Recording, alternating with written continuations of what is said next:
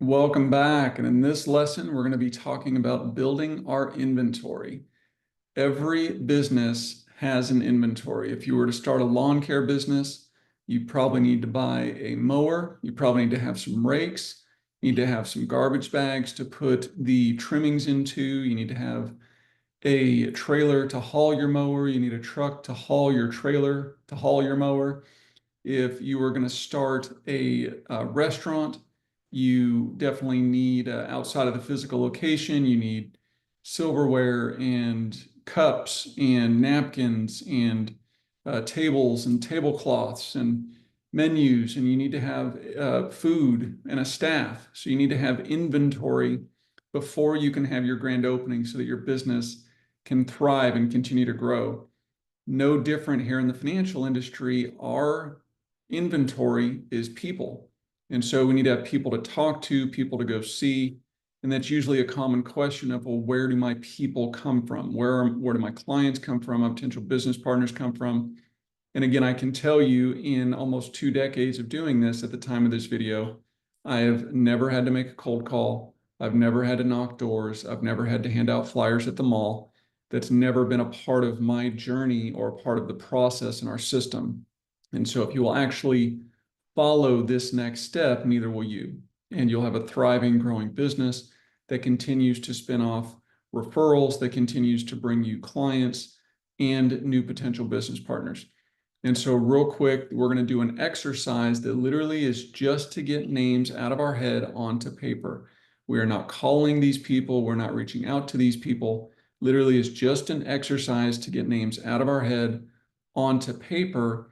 And there's a hierarchy in how we want to do this and make sure that we have the best success possible going forward. And so when it comes to building a list or building who we're going to talk to, and typically by this point, you have already seen a couple of practice appointments. You're probably in licensing if you've not already passed your exam already. And so going forward, when we meet with these folks, if business does come out of it, obviously, those are your clients, you're being split on that business. And so when we start breaking down what are some of the best ways or who are the best people to start with, when we have a pre-grand opening or a grand opening, this is the hierarchy of where we're going to get the best results. And so everybody around the world has at least 3 to 10 people that if you ask them to do something, just because it's you ask them to go to lunch, you ask them to go to a movie, you ask them to drop everything just to take a phone call. There are somewhere in our lives 3 to 10 people, just because it's us, just because we ask them, they would drop whatever they're doing to help us. Well, if we have that kind of a reputation or that kind of a relationship with them, that they'd be willing to do something arbitrary like coffee or lunch or just spend an hour on the phone with you talking about the weather or whatever, they'd certainly be willing to help you out by taking a look at what you're doing, this new business opportunity, this new career path you've started down. So that's where, again, you're going to have the most success. And oh, by the way, they have a vested interest in you being successful. They're likely going to refer other people to you that they trust and that they know and they like. The second on the list would be our warm markets. This is our relatives, our friends.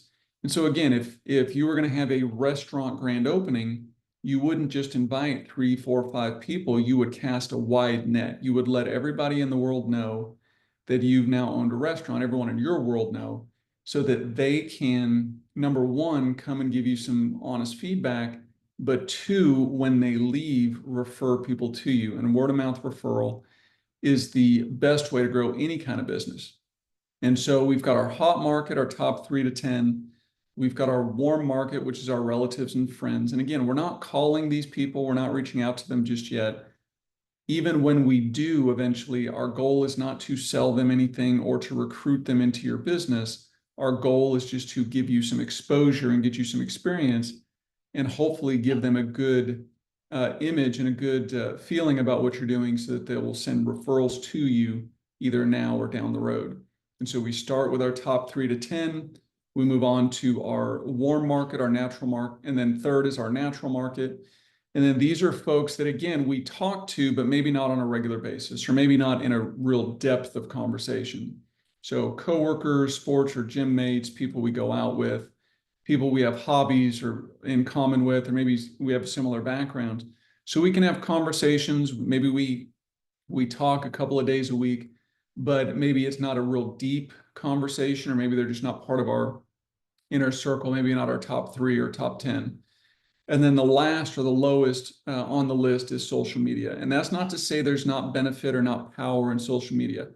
Many people have built amazing businesses based on nothing but social media, LinkedIn, Instagram, Facebook. And I'm just talking about in general in the world, but even in our industry in finance, people have built amazing businesses using social media, but they didn't start there. They started with their their hot market, then their warm market, then their natural market, and then they expanded out to using social media. So now once we have identified this hierarchy, let's further break it down into who typically does well. Firstborn children, typically just from leadership skills, they typically, and not always the case, but have usually helped with the raising of the second, third, fourth child.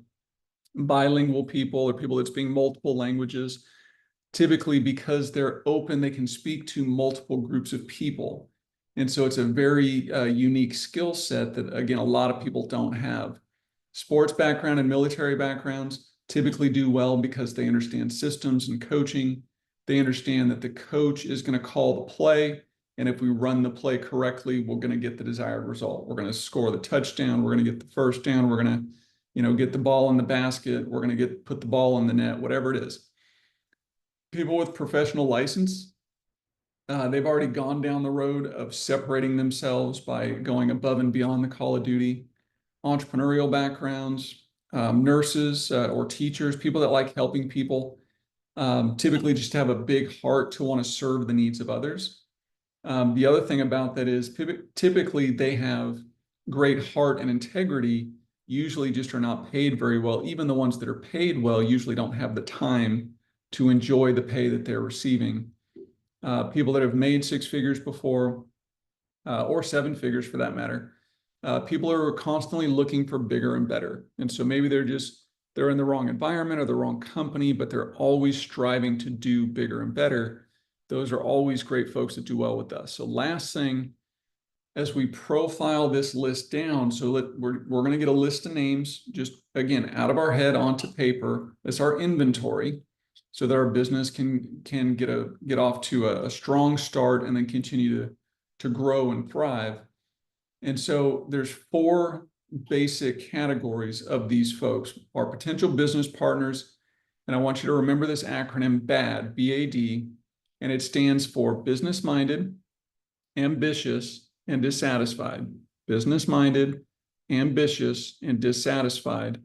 And that can mean dissatisfied about their level of contribution. It could be their dissatisfaction, their level of income, could be their dissatisfaction of where they are in life, to where they thought they would be. And so people that are business-minded, ambitious, and dissatisfied are typically more open to looking at business opportunities, looking at side hustles, looking at ways to make additional income. And so when you build your list, look at the folks that have those categories that are bad: business-minded, ambitious, dissatisfied. The next category to look at is what we call our macho market. These are our potential clients. Macho, another acronym, stands for married, age 25 plus, maybe age 30 plus, but let's say 25 for the purposes of this recording. So married, age 25 plus with children. They're a homeowner and they have an occupation with household income over 50,000. So let me repeat that again. So married, age 25 plus, with children, a homeowner, and they've got an occupation, they've got a job, and as a family making over 50 grand a year.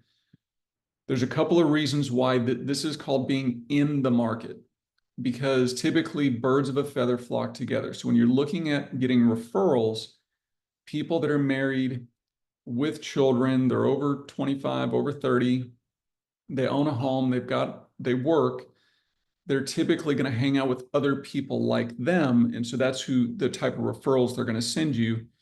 Conversely, you meet with someone who's 20 years old in college, living at home with mom and dad. They've got no children, they don't own a home, and they don't have a job. Who typically are they hanging out with? Other 20-year-olds living at home with mom and dad with no job. They're not married, no kids. And again, that's not a negative towards those folks. In fact, a lot of amazing businesses, some of the best services we use today were started by 18 to 20-year-olds, 18 to 22-year-olds, just because that was how their mind worked. But they were just happened to be 18 to 22 at the time that the business model, at the time that the thing that they wanted to start came into their head. Okay. And so it's definitely not a negative towards anyone younger, but if you're wanting to stay in the market, typically those are going to be your best client appointments of people that are, because again, life has already happened to them. And so now they know, hey, I need to understand how a mortgage works. If I've got children, I need to make sure that I've got life insurance to protect my family. And so life has already screened them for them to be open to what you're presenting. And so typically that's, again, going to be your best potential clients. Third is going to be your high identity or business owners or high influence people. We're bringing on athletes. We're bringing on professional singers. We're bringing on from all different backgrounds. We're bringing on business owners, because successful people understand successful models, and successful people are drawn to successful things. And so one thing while you're building this list is don't exclude somebody just because, oh, they already make too much money, or, oh, they already own a business, or they're already successful. It may not be about them. In fact, one of the biggest drawbacks I hear from successful people, especially athletes and entertainers, is they can't bring other people with them. In other words, they can talk about their success, but a professional pitcher can't necessarily bring somebody else with them, or can't bring a bunch of people with them to be professional pitchers. Professional opera singer, as much as they can teach opera and sing and do well, they can't necessarily have and bring a whole bunch of people with them to be professional opera singers to, sell out arenas around the world. So that's the biggest drawback that they have, is that they want to serve the needs of others. They don't have a platform to bring a bunch of other people with them, whereas here we do. And so they can use that competitive skill, that competitive edge, teach other people, bring a bunch of other people with them. And so again, don't exclude people from your list. And then since the Zoom era, the fourth category, out of town, out of state, again, is less of a drawback, less of an issue. But we want to identify, like if you live in Tennessee as an example, and you know someone in California or Florida, you want to just identify where they are, just to make it simple. Last thing as we wrap up, before we reach out to anybody, because again, we're not doing that yet, but part of the reason is we want to avoid something called the scenario of disaster. And so the founder of our company recognized a pattern that was happening with new people as they were coming on board. The new person was coming on board and they were excited about the possibilities, excited about their new venture, excited about all the potential income they were going to make, or all the clients they were going to serve, all the business opportunities they were going to get to be a part of. And so they were excited, and they created curiosity in other people, because people are generally pessimistic. And so you got someone that's excited. They want to know, well, what's going on? What's unique? What's different about you? And so our enthusiasm creates curiosity in others. Curious people do what they do. They ask questions.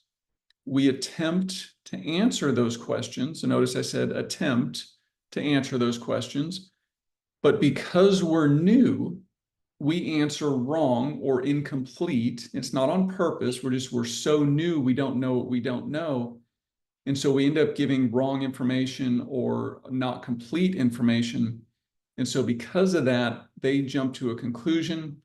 And once they've jumped to a conclusion, the result is failure, because at this point, once they think they know what it is you do, they no longer have a need or a reason to want to meet with you to learn more. All their curiosity has been satisfied.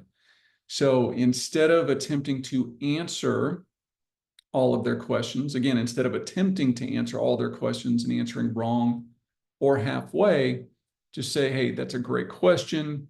Definitely cover that when we get together. What's a good time for us to get together? And there's scripts to do that. But again, we want to avoid the scenario of disaster. We want to make sure that we give you the best possibility of success. And the best way to do that is to keep the curiosity, keep the ball in your court. And so let's continue to build your financial service restaurant.